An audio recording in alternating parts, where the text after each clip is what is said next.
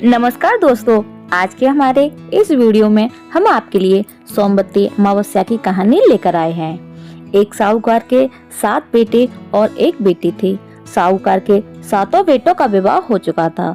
उनके घर रोजाना सवेरे सवेरे एक ब्राह्मण भिक्षा मांगने आते थे।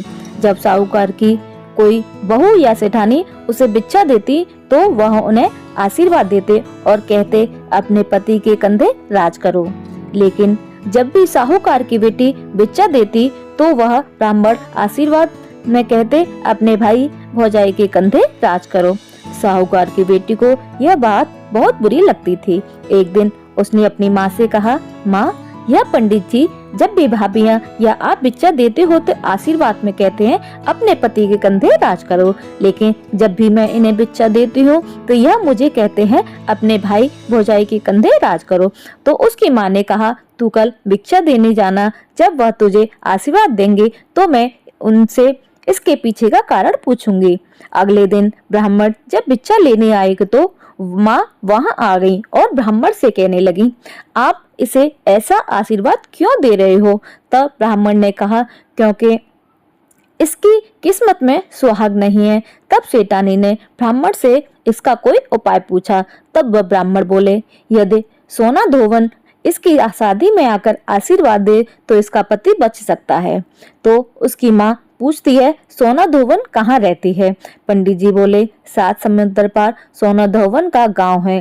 तब सेठानी ने अपने बेटों से कहा, सोना धोवन के गांव बहन को लेकर जाना है। 6 बेटों ने तो मना कर दिया, परंतु 7वां बेटा तैयार हो जाता है। दोनों भाई बहन सोना धोवन के गांव के लिए रवाना होते हैं। नदी के किनारे दोनों एक पेड़ के नीचे बैठ जाते हैं। उसी समय पेड़ के नीचे से एक सांप निकलता है और पेड़ के ऊपर चढ़ने लगता है।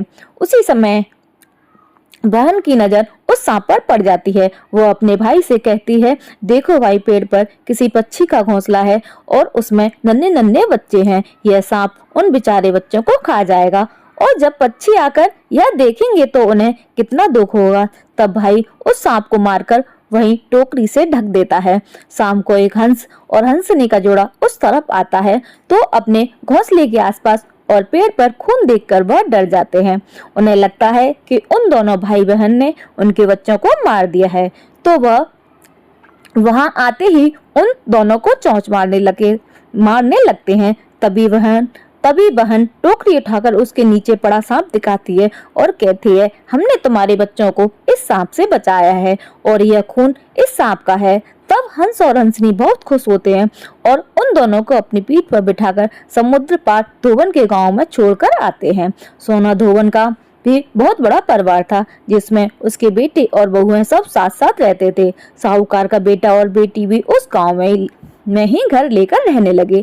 रोजाना रात को साहूकार की बेटी सोना धोवन के घर जाती और खाना पानी साफ सफाई घर के सभी काम करके सुबह होने से पहले अपने घर वापस लौट आती थी। एक दिन सोना धोवन ने अपनी बहुओं से पूछा, आजकल सुबह सुबह तुम्हारी लड़ाई झगड़े की आवाज नहीं आती, क्या बात है? तो बहुएं बोली, सासू माँ, जब हमें सारा काम किया हुआ मिल जाता है तो हम क्यों झगड़ें? तो सोना धोवन ने पूछा, अच्छा कौन करता है सारा काम? तो बहुआ बोली, आप नहीं करती, हमें तो लगा हमारे उठने से पहले ही आप घर का सारा काम कर देती हैं। तब सोना धोवन ने यह पता लगाने का निश्चय किया और वह रात भर जागती रही। जब साहूकार की बेटी आई तो सोना धोवन ने उसका हाथ पकड़ लिया और पूछने लगी, कौन हो तुम और क्यों मेरे घर आकर मेरे घर का काम करती हो? तब साहूकार की बेटी ने ब्राह्मण वाली सारी बात सोना धोवन को बता दी और कहा, यदि आप अपनी सोमवती अमावस्या का फल मुझे दे दो तो मेरा सुहाग अमर हो जाएगा। सोना धोवन ने उसकी बात मानते हुए उससे कहा, जब तुम्हारी शादी पक्की हो जाए तब मुझे न्योता भेज देना, मैं तुम्हारी शादी पर जरूर आऊंगी। इसके बाद दोनों भाई बहन अपने घर वापस आ जाते हैं और बहन के लिए लड़का ढूंढकर शादी की तारीख पक्की होती है। सोना धोवन को भी न्योता भेज जाता है। शादी के दिन फेरों के ठीक बाद एक सांप आता है और दूल्हे को डस लेता है, जिससे दूल्हा मर जाता है।